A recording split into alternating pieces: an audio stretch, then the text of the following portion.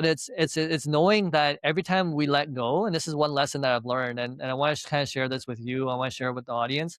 Is every time Mhm. I let go of those feelings of being, brought down or being scammed or being hurt, whatever it may be, anytime that that's happened, and I've like had to physically let go of it, there's an energy release that happens in the body, and every time I've let go of that, then the next thing is waiting for us. And usually, Yep. whatever we lose, whether that's a relationship, whether that's financial, anything like that, when we let go of it and we're willing to move forward and learn from it, it comes Mhm. back in multiples too. Yep. So that's something that I know is definitely gonna come back in your life. It's coming back in multiples, right? And I Mhm. believe that for anybody else too. We just, again, have to have the courage to go forward. And the other part too is, like, don't get hung up on a six-figure number.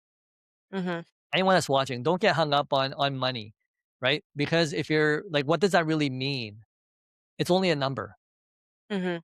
Right? So again, it's people in the world can live on a lot less than a six-figure salary and still be extremely happy in life. So again, Mhm. it doesn't need to be there, right? I had a friend that, again, he was doing all the right things and he was hustling and bustling in business. All of a sudden he married someone, and then, he in 1 year he went from like having one house to having four houses. And it's just Mhm. like, again, it's just, you just never know whose energy you're going to tie into. Like, it's going to happen in the most unpredictable ways. We will not be able to predict how our future is going to go, because there's a certain creator that understands you, and he's going to show you, hey, I'm in your life for a reason, Mhm. right? And the way that I'm going to make it happen, you're not even going to be able to think about it because we're not smart enough. You know, it's so funny, and we're getting ready to get to our hard stop, but it's so funny because recently I was talking to my therapist, and he was like, "Okay, so I want you to like think about SMART goals," and I was like, "Oh no, I hate SMART goals."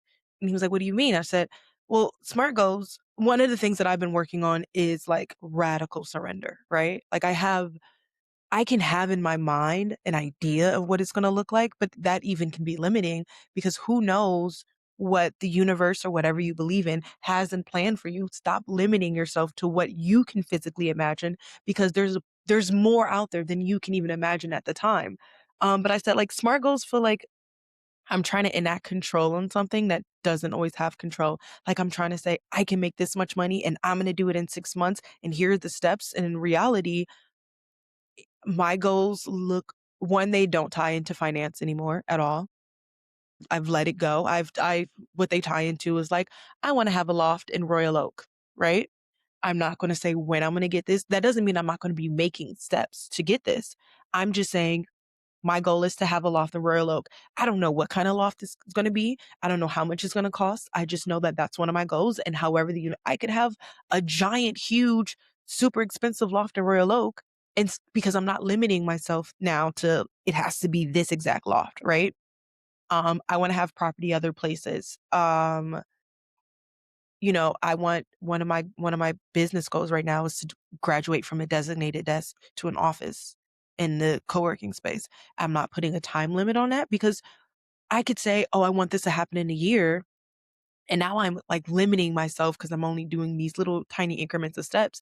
If I don't put a time frame, like a giant time frame on it, it could happen in 2 months. It could happen in 3 months. I don't know. And letting go of that need to know what's going to come next. So I think it's like letting go of the expectation. Right? Mhm. But you do keep setting the intention, right? And Steve Harvey talks Yes. about this too. He goes, Yes. "You have not because you've asked not." Yeah, you have to have it you have to have the intention, but you Yes. let go of the Yeah, expectations. and let that happen when it's gonna happen. But again, this Mhm. Les Brown talks about this as well, where he goes, "Hey, shoot for the moon. So even if you end up in the stars, you're still doing I pretty good, love that right?" quote. I love that quote. Yeah, so again, all these guys are telling us the same thing. Just let go of the expectation. It doesn't matter if if you get to the moon or not, but it's pretty nice to land amongst the stars, right? Like, that's a nice feeling. And that's what we want to carry with us. It's not, again, have the steps, try it. If it doesn't work, don't worry about it. At least you tried, right? And then it's about And trying the then next thing something will come else. and be willing to pivot. And that's what, when we talk about something else may come up, is just be willing Mhm. to pivot.